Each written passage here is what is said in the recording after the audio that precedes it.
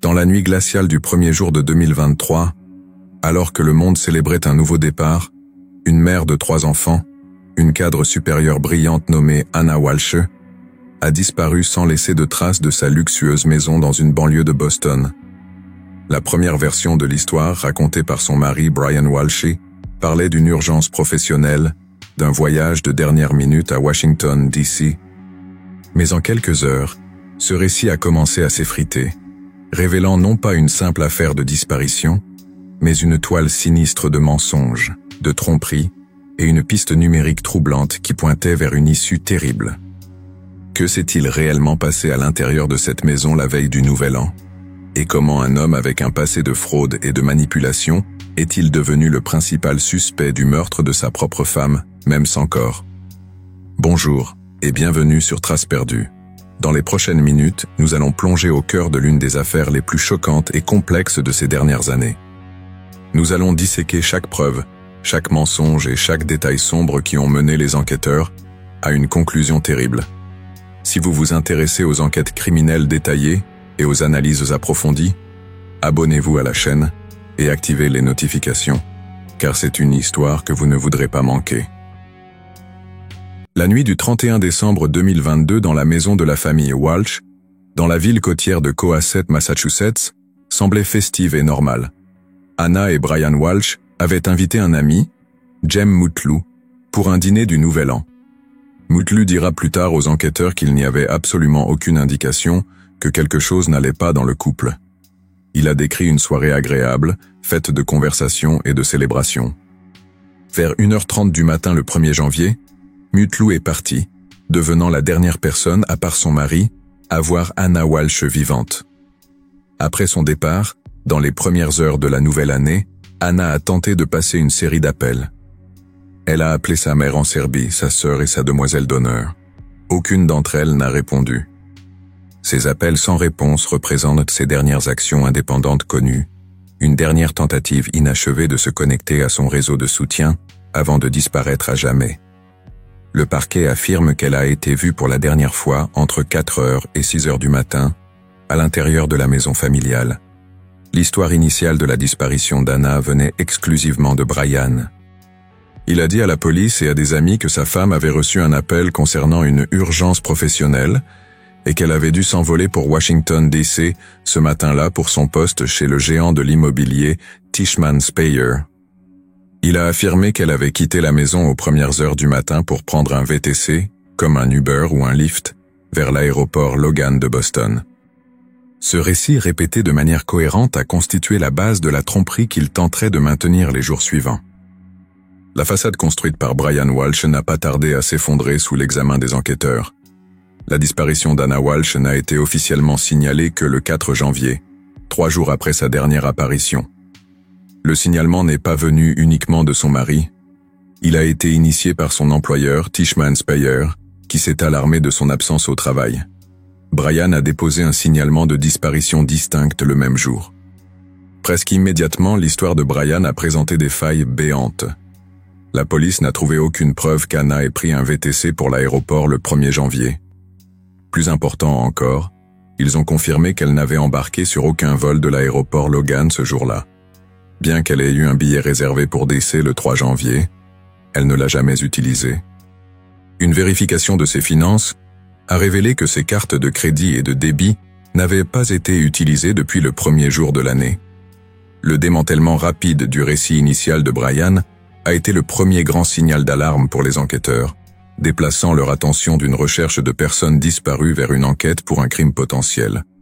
Ce qui est particulièrement effrayant, c'est la rapidité avec laquelle la dissimulation a commencé. Anna a été vue pour la dernière fois entre 1h30 et 4h du matin. Pourtant, dès 4h55 ce même matin, Brian Walsh aurait utilisé l'iPad de son fils pour effectuer une série de recherches sur Google qui révélaient un esprit concentré, non pas sur la recherche de sa femme, mais sur la dissimulation d'un crime. En l'absence d'aveux verbaux, la preuve la plus accablante contre Brian Walsh provient de sa propre activité en ligne. Les recherches qu'il a effectuées sur l'iPad de son fils dans les heures et les jours qui ont suivi la disparition d'Anna fonctionnent comme un journal intime macabre de ses actions présumées. un scénario étape par étape d'un crime et de sa dissimulation. La chronologie des recherches est glaçante. À partir de 4h55 du matin le 1er janvier, quelques heures seulement après la dernière apparition d'Anna, les questions posées à Google brossent un tableau macabre. 10 façons de se débarrasser d'un cadavre si vous en avez vraiment besoin. Combien de temps avant qu'un corps commence à sentir? Comment empêcher un corps de se décomposer? Démembrement et les meilleures façons de se débarrasser d'un corps. Comment nettoyer du sang sur un plancher en bois? À quoi sert le formaldéhyde? Les recherches ne se sont pas arrêtées là. Les jours suivants, elles se sont poursuivies, trahissant une préoccupation croissante quant aux conséquences de ses actes et à l'efficacité de son nettoyage. Il a cherché « Qu'arrive-t-il aux cheveux sur un cadavre ?» Et peut-être le plus révélateur de tous, peut-on être accusé de meurtre sans corps? Cette dernière recherche suggère qu'il savait que le corps de sa femme ne serait jamais retrouvé, parce qu'il s'en était assuré. Cette piste numérique a été une erreur fatale, une fenêtre sur l'esprit d'un homme qui, selon le parquet, était déjà en mode dissimulation, alors que le reste du monde dormait encore en ce premier jour de l'année. Pour comprendre toute la dimension de cette tragédie, il faut regarder au-delà des détails sombres et apprécier la vie vibrante qui a été fauchée. L'histoire d'Anna Walsh est celle d'une ambition formidable et d'une quête inlassable du rêve américain. Née Anna Lubicic à Belgrade, en Serbie en 1983, elle était l'incarnation du récit de l'immigrante. Diplômée en langue et littérature française de l'Université de Belgrade, elle a émigré aux États-Unis en 2005, déterminée à se construire une nouvelle vie et une carrière réussie. Son parcours professionnel témoigne de sa ténacité. Elle a commencé à des postes de débutant dans l'hôtellerie, mais son éthique de travail et son intelligence l'ont propulsée vers le haut. Elle a gravi les échelons, occupant des postes de direction dans des hôtels de luxe du Massachusetts et de Washington, D.C. En février 2022, elle a atteint le sommet de sa carrière en acceptant un poste de directrice générale régionale chez Tishman Speyer, l'une des plus grandes sociétés immobilières au monde. Ce poste de direction l'obligeait à partager son temps entre le domicile familial de Cohasset et une résidence qu'elle maintenait à D.C., lui assurant un revenu important et une indépendance. Malgré sa carrière exigeante, Anna était dépeinte comme une mère dévouée à ses 3 jeunes fils. Ses réseaux sociaux regorgeaient de photos de familles aimantes. Cependant, cette image publique de succès et de bonheur domestique cachait une réalité privée d'un mariage en ruine. Des documents judiciaires révéleraient plus tard qu'Anna avait une liaison, et, plus important encore, qu'elle faisait des plans concrets pour quitter son mari. Elle avait confié à une amie qu'elle avait l'intention de déménager avec ses enfants à D.C. dès que Brian serait incarcéré pour son affaire de fraude artistique en cours. La semaine précédant sa disparition, le 25 décembre, elle a envoyé un message urgent à sa mère en Serbie. « S'il te plaît, maman, viens demain. » Rétrospectivement, cet appel semble être un cri de détresse d'une femme en profonde angoisse, sentant peut-être que la paix fragile de son foyer était sur le point de voler en éclats. L'homme accusé d'avoir assassiné Anna Walsh n'était pas un inconnu de la justice. La vie de Brian Walsh est faite de privilèges et de pathologies. Fils unique d'un neurochirurgien respecté de Boston, il a grandi dans un environnement aisé, mais aussi profondément dysfonctionnel. Des documents judiciaires brossent le tableau d'une enfance de négligence, où il était utilisé comme un pion dans la relation conflictuelle de ses parents. Anna elle-même, dans une lettre de 2021 écrite pour sa défense, a déclaré que Brian a appris à mentir et à se cacher. Sa santé mentale est devenue un problème sérieux, le conduisant à être admis au Austin Riggs Center, un hôpital psychiatrique de long séjour. Dans une déclaration choquante au tribunal, un ami proche du défunt père de Brian a juré que le docteur Walsh lui avait confié que Brian avait été diagnostiqué comme sociopathe pendant son séjour dans l'établissement. Bien avant d'être accusé de meurtre, Brian était un escroc prolifique. Sa fraude la plus notoire concernait la vente de fausses peintures d'Andy Warhol. Il a volé les œuvres d'art originales à un ami d'université en Corée du Sud, a commandé des contrefaçons et les a vendues à des marchands d'art pour des dizaines de milliers de dollars.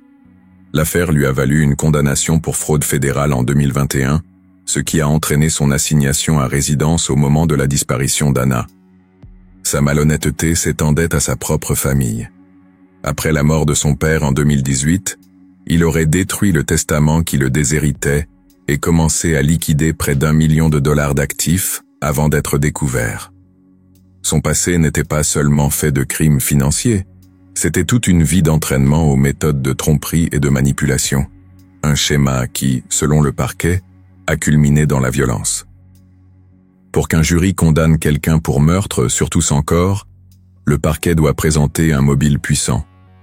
Dans le cas de Brian Walsh, ils ont construit ce que l'on peut décrire comme un trépied de la motivation, une combinaison interconnectée d'infidélité, de cupidité et de désespoir. Le premier pilier est la jalousie. En décembre 2022, Brian soupçonnait Anna d'avoir une liaison. Le 26 décembre, il aurait demandé à sa mère d'engager un détective privé pour surveiller Anna à décès, dans le but exprès de prouver l'infidélité. Le lendemain, une recherche sur Google a été effectuée sur l'iPad de la famille. Quel est le meilleur état pour un homme pour divorcer? Pour un homme à l'ego fragile et aux besoins de contrôle, la trahison et l'abandon seraient une profonde blessure narcissique. Le deuxième pilier est la cupidité financière directe. Le parquet a révélé qu'Anna Walsh avait des polices d'assurance vie totalisant 2,7 millions de dollars et que Brian en était le seul bénéficiaire. À cette époque, Brian faisait face à une ordonnance de restitution de près d'1 demi-million de dollars pour sa fraude artistique. Il était sans emploi et assigné à résidence. L'argent de l'assurance non seulement couvrirait ses dettes, mais lui assurerait une fortune. Le troisième pilier, et le plus urgent, était le désespoir. Brian faisait face à une peine de prison quasi certaine. C'est cette réalité qui a catalysé le plan de fuite d'Anna. Elle prévoyait d'emmener leurs 3 enfants à décès dès qu'ils seraient incarcérés. C'était le cauchemar ultime de Brian. La perte totale de contrôle sur sa femme, ses enfants et sa liberté. Il pensait que le fait d'être le seul gardien de ses enfants pourrait l'aider à éviter la prison. Le plan d'Anna détruirait cette stratégie. Le meurtre, dans l'esprit de Brian, aurait pu être perçu comme un acte désespéré pour résoudre tous ses problèmes d'un seul coup. C'est une combinaison de mobiles incroyablement puissante. Selon vous, quel a été le principal déclencheur pour Brian? La colère face à la trahison, l'attrait des millions de l'assurance vie, ou la panique de perdre ses enfants et sa liberté? Laissez votre opinion dans les commentaires ci-dessous. Malgré ses recherches détaillées sur la façon de se débarrasser d'un corps, l'exécution du plan de Brian Walsh a été étonnamment négligente, laissant une traînée de preuves matérielles que les enquêteurs ont pu suivre. Le 1er janvier, il a menti sur ses allées et venues, mais il n'y avait aucune preuve de ses visites présumées à sa mère ou dans des magasins. Ses actions des jours suivants étaient encore plus incriminantes. Le 2 janvier, en violation de son assignation à résidence, des caméras de surveillance l'ont filmé dans un magasin Home Depot.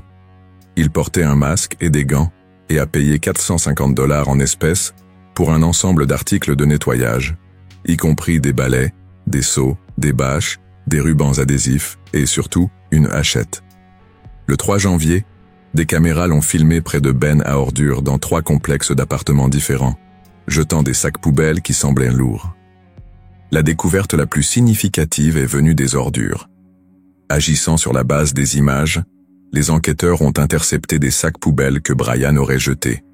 À l'intérieur, ils ont trouvé un trésor de preuves, une scie à métaux, une hachette, un tapis imbibé de sang, du matériel de nettoyage usagé et plusieurs effets personnels d'Anna, dont son sac à main Prada, un collier qu'elle portait et sa carte de vaccination Covid-19. Les tests médico-légaux ont trouvé l'ADN d'Anna et de Brian sur ces objets. Une analyse ultérieure de la scie retrouvée a révélé la présence d'un fragment d'os, la preuve la plus tangible et la plus horrible du sort d'Anna. L'enquête terminée, la bataille s'est déplacée au tribunal.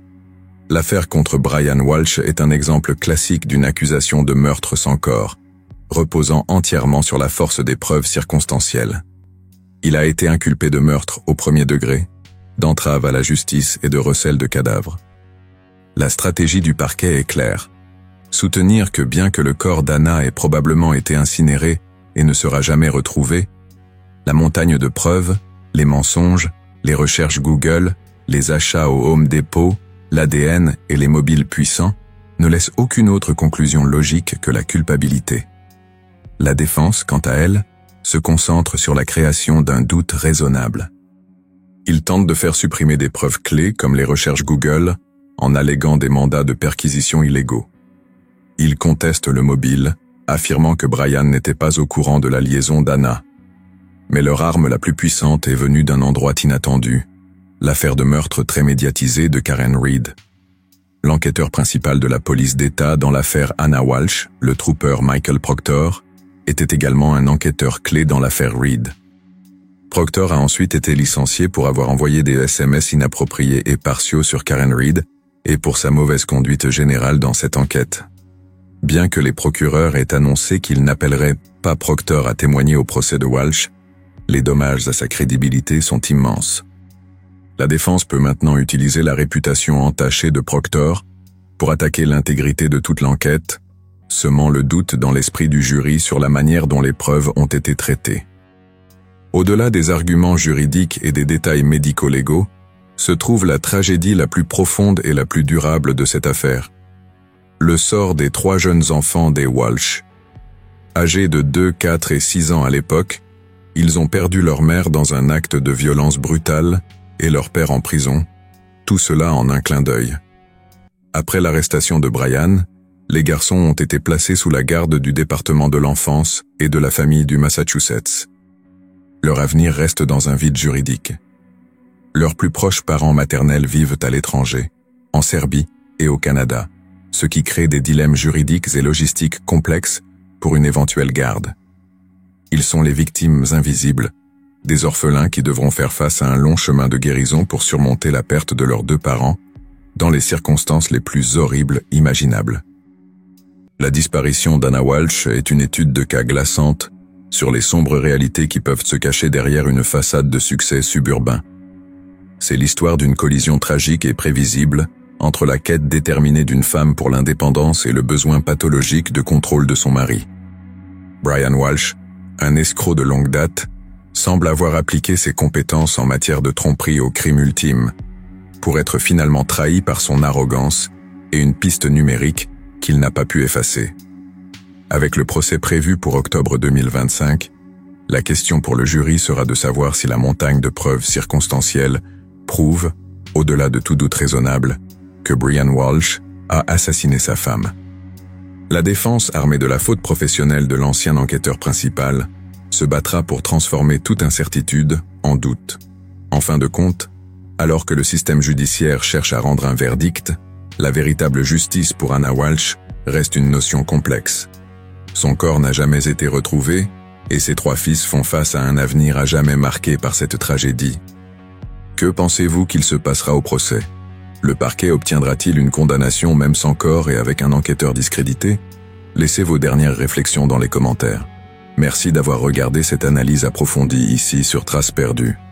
N'oubliez pas de vous abonner pour plus de contenu comme celui-ci. À la prochaine.